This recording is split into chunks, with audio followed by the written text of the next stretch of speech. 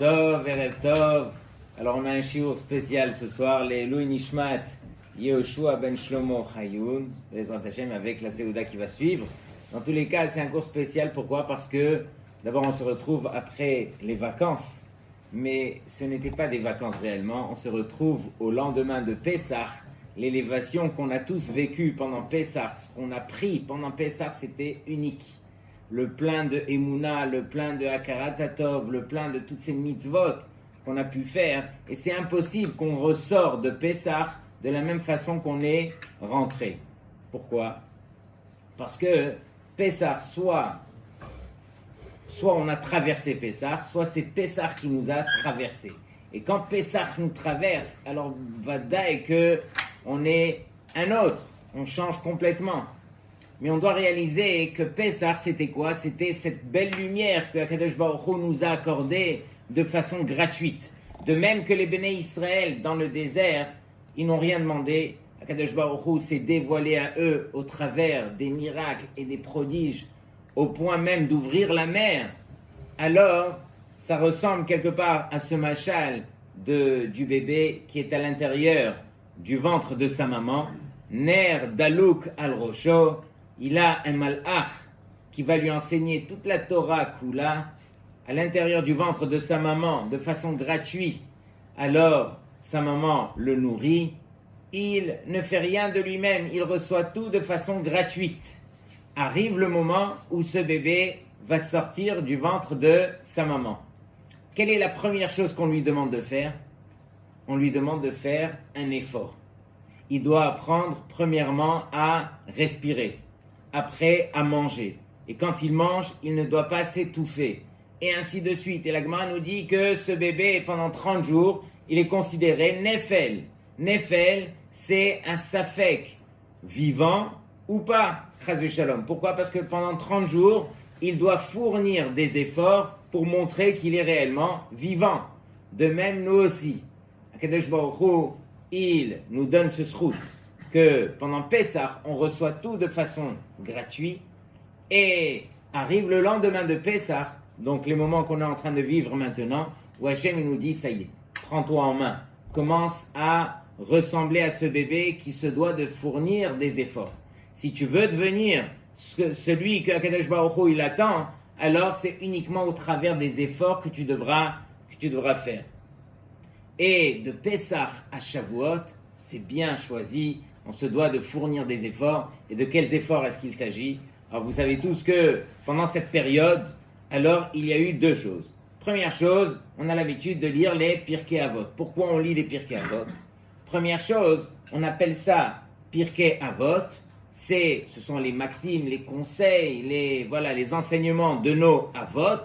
Pourquoi on appelait ça Pirkei Avot? Parce que justement, de la même façon qu'on a reçu la Torah de Moshe Misinaï, de même, c'est pas comme les Goïm, où les Goïm ils vont donner des conseils qu'ils ont inventés de leur tête. Ici, nos Avot nous ont accordé ces conseils, mais ce sont des conseils qu'on a reçus de la même façon, Moshe Misinaï.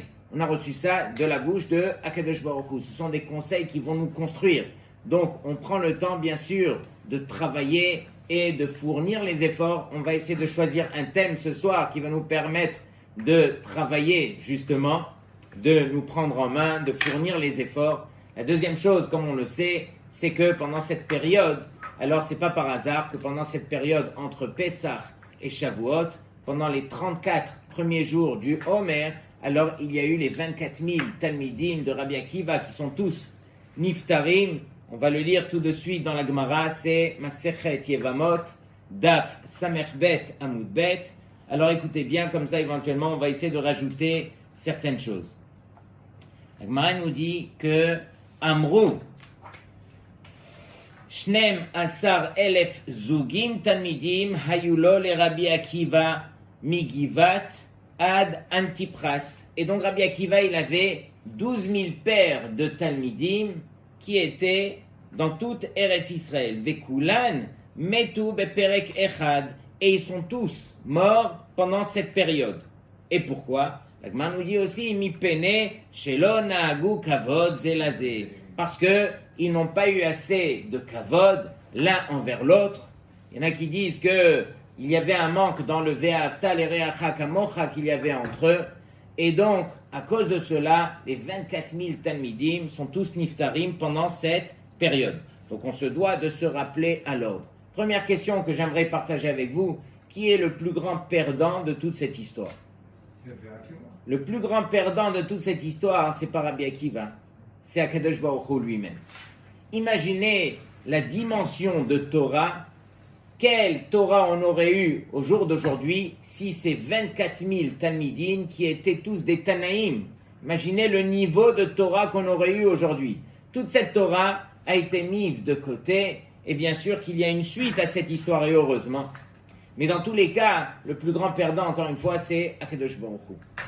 Et voici qu'on a perdu cette dimension de Torah. Et pourquoi on l'a perdu? La Gemara nous donne la raison. Mi pene shelo naagu kavod ze bazé. Il y avait un manque de kavod, un manque de midot. Où est-ce qu'on a vu que pour un manque de kavod, pour des mauvaises midot, on est chayav mita? Chayav mita parce qu'on a eu des mauvaises midot. Où est-ce qu'on a vu une chose pareille? Plus que cela, où est-ce qu'on a vu que le deuil dure jusqu'à aujourd'hui? Après tant et tant et tant de milliers d'années, comment se fait-il que jusqu'à aujourd'hui on traîne un deuil pareil, pendant que la halakha nous enseigne que pour le deuil le plus chamour, pour un père ou une mère, ce n'est que 12 mois.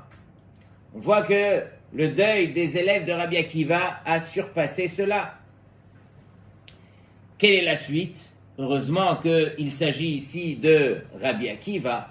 Et Rabbi Akiva, comme on le sait, ne sait pas se décourager. On se demande, mais d'où il a eu la force de continuer.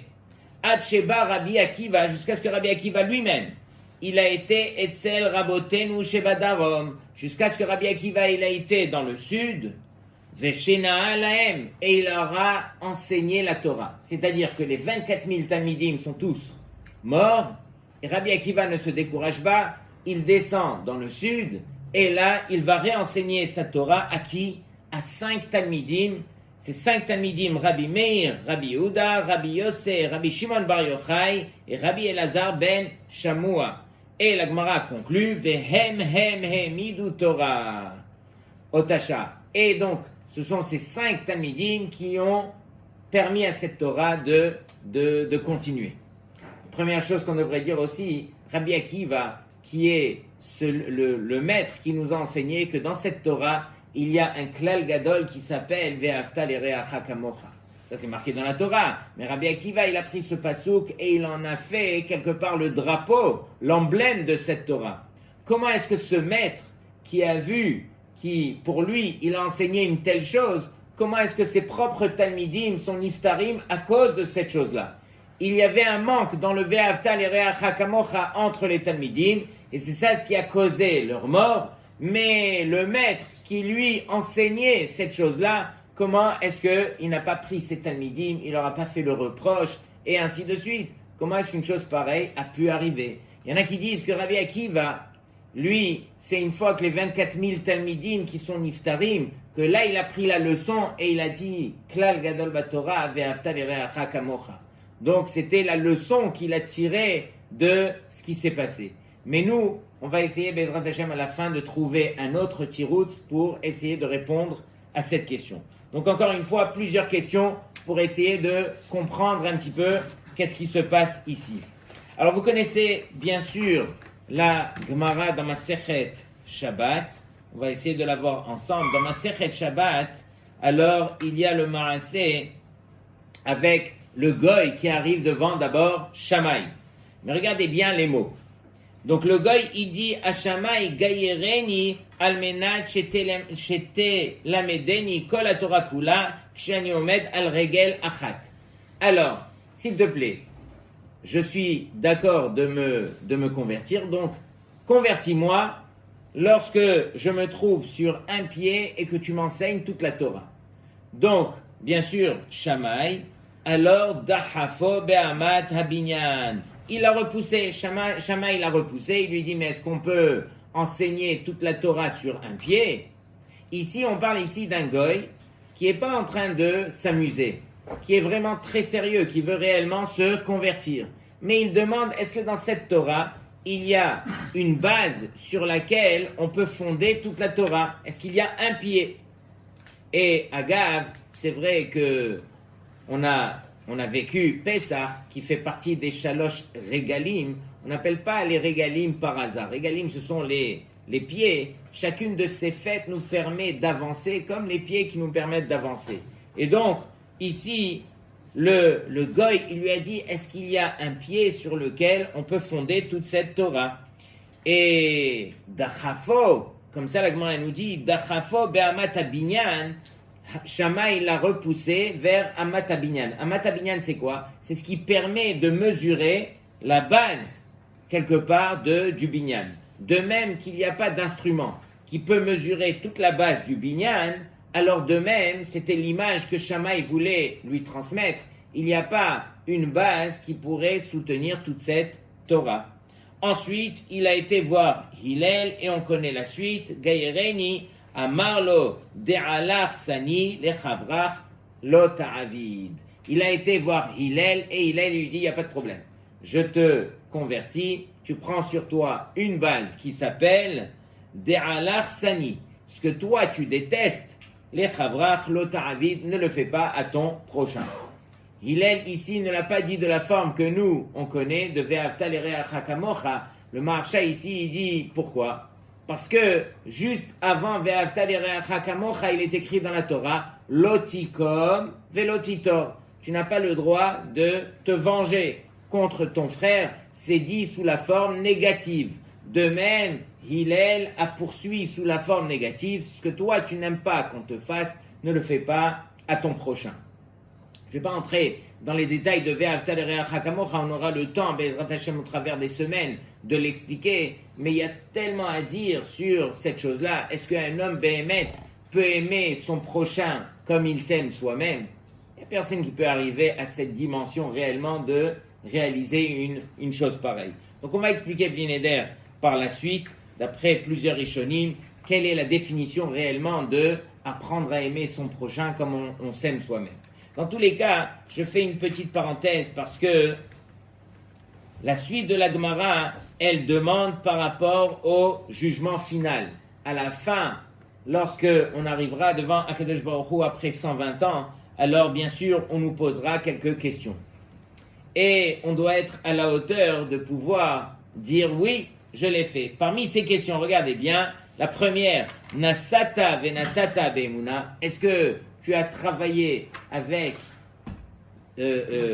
droiture? Est-ce que tu as été honnête dans ton travail? Ensuite, qu'est-ce qu'on demande? Kavata itim la Torah. Est-ce que tu as fixé un temps pour ton étude? Et cette semaine, alors quelqu'un m'a raconté qu'il y a un homme qui a été voir Rav Chaim Kanievski Zatzal et qui lui dit que Vodarav, j'ai une question très sérieuse, voire sensible. Il lui dit, mon fils fait sa bar mitzvah dans 2 semaines. Et le médecin m'a dit que j'étais tellement malade qu'il me laisse en espérance de vie qu'1 semaine. Est-ce qu'on a le droit de devancer la bar mitzvah de mon fils pour que je puisse la vivre de mon vivant? Et le Rav, il lui dit, tu vas prendre sur toi, Kavata itim la Torah, tu vas prendre sur toi un temps fixe de Torah, et Be'ezrat Hashem, tout ira bien. Il lui dit, mais Kvod Rav, moi je suis Avrer, j'étudie la Torah toute la journée. Le Rav, il lui répète, fixe un temps de limoud, et Be'ezrat Hashem, tu auras la refoua.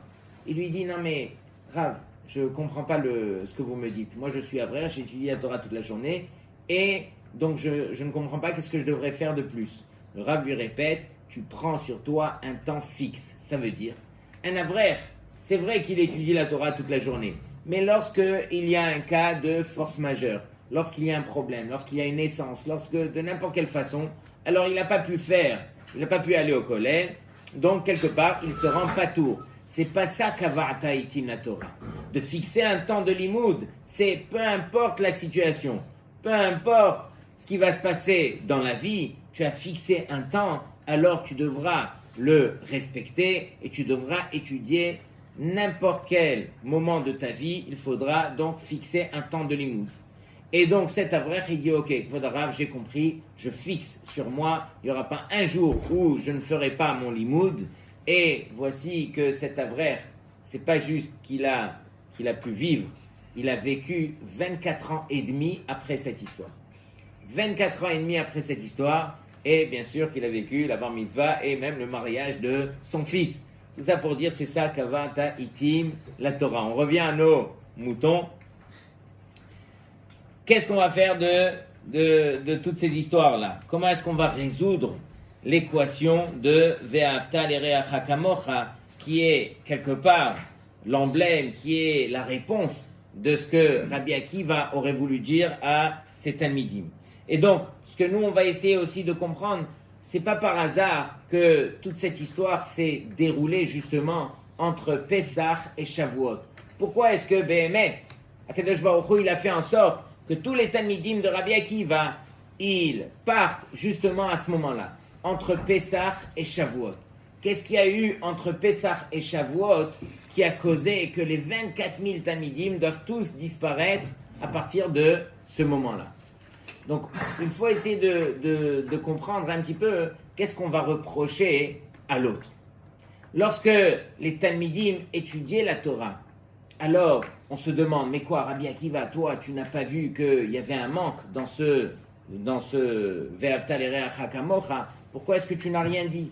Et sur cela, on rebondit. Regardez bien les paroles de la Gemara. La Gemara nous dit qu'il y avait 12 000 Zougim, il y avait 12 000 pères de Talmidim. Pourquoi la Gemara ne dit pas qu'il y avait 24 000 Talmidim chez Rabbi Akiva? Elle dit il y avait 12 000 pères de Talmidim. Parce que Rabbi Akiva, lorsqu'il rentrait au Beth Midrash, et combien de Beth Midrashot il avait pour pouvoir contenir 24 000 Talmidim, c'est inimaginable. Je me rappelle, il y a une année, peut-être Jonathan, tu étais avec nous, on a été à New York, on a été visiter Lakewood, parmi les plus grands yeshivot au monde. On arrive là-bas, il y a plus de 6000 étudiants parmi les Bachurim, Avrechim, tout ça, tous confondus, mais il y a plusieurs Bate Midrashot pour permettre à 6000 Talmidim, voilà, de pouvoir rentrer. Et juste une petite parenthèse, lorsque on rentrait, alors les Avrechim à l'extérieur, ils déposaient leur voiture. Et j'ai dit aux étudiants, mais regardez dans la voiture. Et tout le monde a regardé dans les voitures, et dans les voitures, il y avait la clé dans le contact. Et pourquoi les gens ils laissaient la clé dans le contact? On va leur voler leur voiture. Mais non, on est dans une ville d'abord de Torah. Et dans une ville de Torah, alors c'est d'abord les Midot. Et donc, chaque Avrech, il laissait la clé. Parce que si, toutefois, il y avait un Avrech qui avait un rendez-vous, ou de n'importe quelle façon il devait partir, et que sa voiture est bloquée, la sienne, alors au moins il laissait la clé dans le contact pour qu'il puisse faire sortir et voilà, qu'il ne dérange personne et qu'il n'y ait pas de bitoul Torah. Mais imaginez combien de voitures on a vu avec la clé dans le contact. Bien, Inara, c'était le Moussa pour lui-même. Et tout ça pour dire que on a vu plusieurs Bate Midrashot, si je me rappelle bien, il y avait 5 ou 6 binyanim pour contenir 6000 personnes. Imaginez 24 000 Talmidim de Rabbi Akiva. On n'a pas idée. Et donc Rabbi Akiva, lorsqu'il rentrait au Beth Midrash, la Gemara nous dit qu'il les voyait par Zougim, par Zougot, par couple. Ils étaient en Chavrutot. Et du fait qu'ils étudiaient en Chavrutot, alors on ne pouvait pas voir qu'il y avait un manque dans ce Ve'afta l'ereacha kamocha. Quand on étudiait à deux, alors bien sûr, on arrive à partager, on arrive à s'entendre. Et donc pour Rabbi Akiva, alors de l'extérieur, ces Talmidim étaient entiers, ils étaient bien entre eux. Mais le problème, c'est que peut-être qu'à 2, ils étaient bien, même à 10. Mais les 10 qu'ils étaient, alors ils repoussaient les 10 autres, et ainsi de suite. C'est pas parce qu'on est bien uniquement entre nous que ça y est, c'est la réponse pour tout. On doit apprendre à être bien avec tous les béné Israël. Et ça demande un travail. Ne serait-ce que, imaginez, quelqu'un qui a besoin de se faire inviter. Et c'est vrai que c'est pas évident de recevoir à la maison des gens qu'on ne peut pas supporter, qu'on a du mal, qu'on s'entend bien avec les gens qu'on aime bien, mais les gens sur lesquels il faut fournir des efforts pour pouvoir les recevoir, sûrement que c'est ça ce que la Torah nous demande. Lorsque on parle de Achnasat Orchim, c'est pas pour les gens qu'on aime, pour nos amis, pour la famille. Je pense qu'on n'a pas accompli la mitzvah de Achnasat Orchim à ce niveau. Quand est-ce que ça devient une mitzvah? Quand ça demande des efforts. quand on doit se tourner vers son prochain et fournir les efforts pour se dire, ok, je vais m'adapter à lui, je vais l'accepter tel qu'il est, je vais moi-même faire l'effort pour justement le recevoir. J'ai reçu quelqu'un à la maison hier soir qui m'a dit que récemment il a reçu quelqu'un à Shabbat. Il avait tellement rien qu'il a dû enlever sa veste pour la lui donner. Regardez comment c'est beau. C'est malheureux qu'il y ait des situations pareilles, mais c'est beau de voir des gens qui sont prêts, voilà, à s'adapter à la personne qui arrive chez eux et voilà, et de leur donner ce qu'ils ont besoin. Et donc quelque part, ici, Rabbi Akiva, alors il a été témoin d'une chose qui était terrible. Arrête, les 24 000 Talmidim ne sont pas morts d'une mort n'importe laquelle par hasard. Ils sont morts de Askera. Askera, la Gemara nous dit qu'il y a 903 morts possibles sur Terre. Ça, c'est la pire des morts. C'est en français diphtérie. Ça commence par le cou, ça étouffe et ça descend dans les entrailles, lo alenu. Et il y en a qui disent que Askera, ce sont les lettres du mot cancer en français. Tout ça pour dire que c'était vraiment une mort qui n'était pas venue par hasard. Et donc, quelque part, on pointait du doigt quelque chose que les élèves avaient fait. Et on se demande, mais pourquoi tirer jusqu'à aujourd'hui donc ce deuil? Qu'est-ce qu'ils ont fait d'aussi grave qu'ils ont été chayav mita à cause d'une mauvaise mida? Sur cela, on explique que ici, le rôle de Rabbi Akiva était de transmettre la Torah. Que cette Torah, elle puisse aller de génération en génération. Mais imaginez que la Torah, lorsque vous ouvrez le Midrash, le Midrash nous dit que la Torah, elle commence par Chesed. Au milieu de la Torah, il y a du Chesed et elle se termine aussi par Chesed. Parce que toute cette Torah, le fondement, c'est ce qu'on a appris ici par Hillel, que le fondement de cette Torah, c'est Ve'ahavta l'ereacha kamocha, c'est apprendre à faire du Chesed. Et donc cette Torah qui devait être transmise au travers de toutes les générations à venir par ces Talmidim, alors cette Torah ne pouvait pas être transmise s'il y avait un manque au niveau du Chesed, au niveau de Ve'ahavta l'ereacha kamocha. Et donc c'est vrai que le plus grand perdant de toute cette histoire, comme on a dit, c'était Akadosh Baruch Hu lui-même. Mais Akadosh Baruch Hu, il dit, je n'ai rien perdu. S'il fallait transmettre pour toutes les générations à venir une Torah où il manquait cette base qui s'appelle Ve'ahavta l'ereacha kamocha, valait mieux ne pas la transmettre. Et donc valait mieux que tous ces Talmidim disparaissent et qu'on puisse transmettre cette Torah de la bonne façon. Une vraie Torah, une Torah émet, une Torah sur laquelle Akadosh Baruch Hu, il dit, moi j'ai misé sur une Torah qui s'appelle Chesed. Et donc justement, Akadosh Baruch Hu, il dit, on va permettre à Rabbi Akiva, et c'est ce que Rabbi Akiva a fait. Il ne s'est pas découragé, il est descendu Bad Darom et il a enseigné toute cette Torah à 5 Talmidim qui, eux, ont éclairé les générations jusqu'à aujourd'hui. Toute la base de la Torah orale, c'est ce qu'on a reçu de Rabbi Akiva. Donc regardez bien combien on doit se rappeler à l'ordre que Rabbi Akiva lui-même, quelle était la question qu'on avait dit? On avait dit Rabbi Akiva, qui lui était le maître, l'emblème de ce Ve'ahavta l'ereacha kamocha, comment est-ce qu'il n'a pas pu voir une telle chose? Alors il faut savoir que ces Talmidim, c'est ça le deuxième tirout, ces Talmidim c'était tellement subtil, entre eux on n'arrivait pas à voir.